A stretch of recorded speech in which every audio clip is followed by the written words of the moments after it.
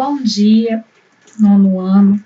Chegamos aí de fato, né, ao nosso capítulo 9, onde nós iremos abordar, né, a ditadura ali, ou as ditaduras na América Latina.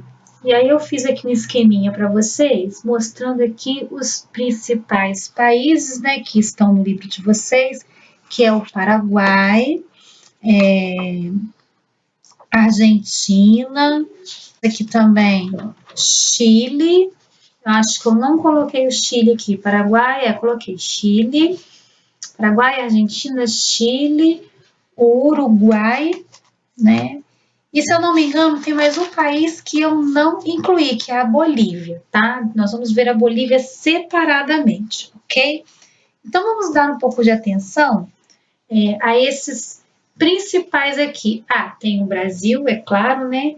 Mas como nós vimos o regime militar, a ditadura militar aqui no Brasil de forma separada, num único capítulo, esse capítulo ele vai abordar toda a América Latina. Então esqueçam ali a América Central, esqueçam a América do Norte e foquem apenas aqui onde eu estou apontando para vocês, com as setinhas. Vamos tentar entender primeiro o contexto geográfico, né? Se vocês observarem o mapa aqui no nosso quadro, nós temos aqui, ó, Brasil, né? Seria o maior país aí, né, da América Latina, e os demais países que estavam passando por regimes militares ou ditaduras, né? No nosso caso, a questão é abordada como ditadura civil, militar, regime militar, por conta de nós termos tido ali vários presidentes que alternavam o poder de 4 em 4 anos ou de 5 em 5 anos, dependendo muito de como eram feitas essas indicações, porque eram indiretas as eleições ali entre eles, né? O povo não participava, mas nós tivemos uma alternância de poder. Então isso não apaga, é óbvio, jamais vai apagar o que aconteceu no período do regime militar, mas ao mesmo tempo vai se destacar como diferencial dos demais países. Por exemplo, no Paraguai, que é o que nós vamos começar, é o país por onde nós iremos começar, né? Nós vamos ter ali a figura de Alfredo Stroessner, né? E é ele que vai ser o ditador que vai representar a ditadura no Paraguai. E assim por diante nós vamos ver os demais, ok? Então vamos lá. E aí nós vamos olhar aqui, observar essa imagem para entender qual era o contexto em que as ditaduras, né, na América Latina ali estavam inseridas. Contexto é a Guerra Fria. A nossa aula, na verdade, ela tem como tema as experiências ditatoriais na América Latina, por isso que o Brasil está lá no nosso mapinha, né, lindo e sorridente. Então, o contexto, né, como nós vimos aqui, político, social, é o contexto de Guerra Fria. E nós temos o Muro de Berlim, né, como símbolo dessa guerra, né, um dos símbolos da Guerra Fria. E aí nós vamos vendo que esse contexto de Guerra Fria tem ali a disputa dos dois blocos, capitalista e socialista. Então nós temos uma disputa entre, né, as potências, né, que estavam ao lado ali dos Estados Unidos da América, que apoiavam o capitalismo, né, no caso, os Estados Unidos da América era a grande potência, os demais países que o apoiavam estavam ali, né, seguindo no modelo, né, capitalista. Em contrapartida, nós tínhamos a galera da União Soviética, né, que também, os países que simpatizavam com o comunismo, e aí nós vamos ter essas duas grandes potências aqui disputando o pós-guerra, por isso que se chama Guerra Fria. E aí, lá no nosso mapinha que eu montei, nós vamos ver aqui agora, né, como é que estava, como que foram essas experiências ditatoriais.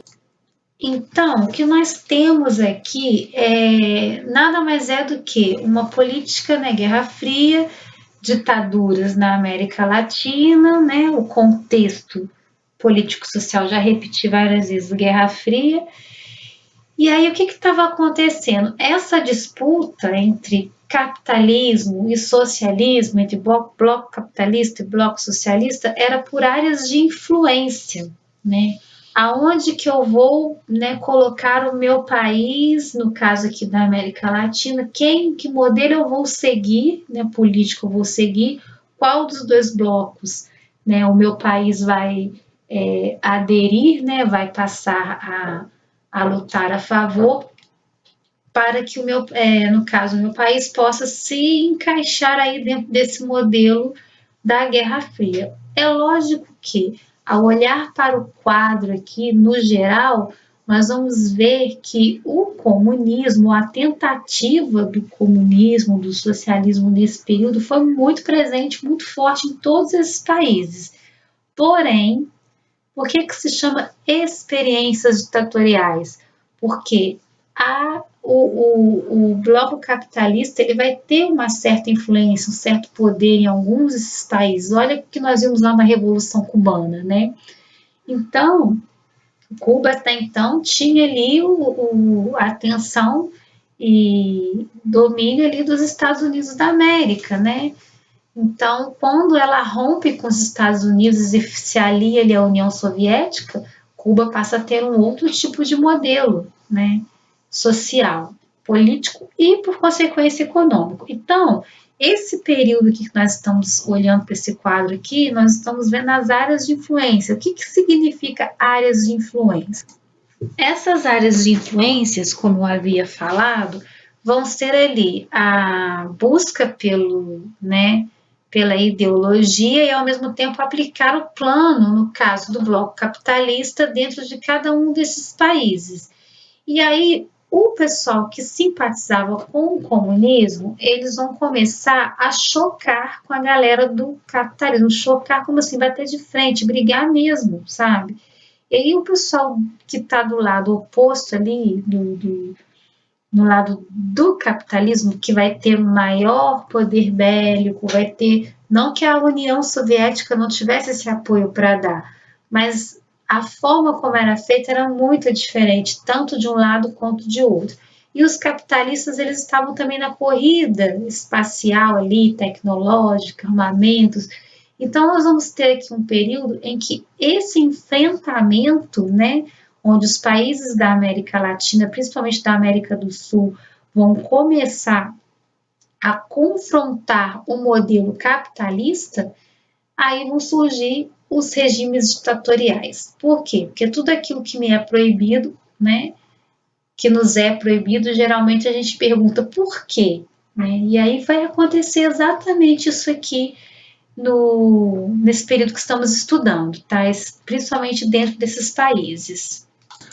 Os investimentos de área de influência, eles vão começar a se destacar no período em que Cuba, com a sua Revolução Cubana, no ano de 1961, começa já faz a revolução ali, já começa a se tornar realmente um país socialista, né, comunista. Aí vocês vão pesquisar e me dizer o que realmente Cuba foi, né, ou o que Cuba é atualmente. Então, essa disputa por áreas de influência é o que vai gerar esse efeito dominó, né? Tipo, você coloca aqueles dominózinhos tudo um do lado do outro, começa a derrubar um, todos os outros vão caindo, né?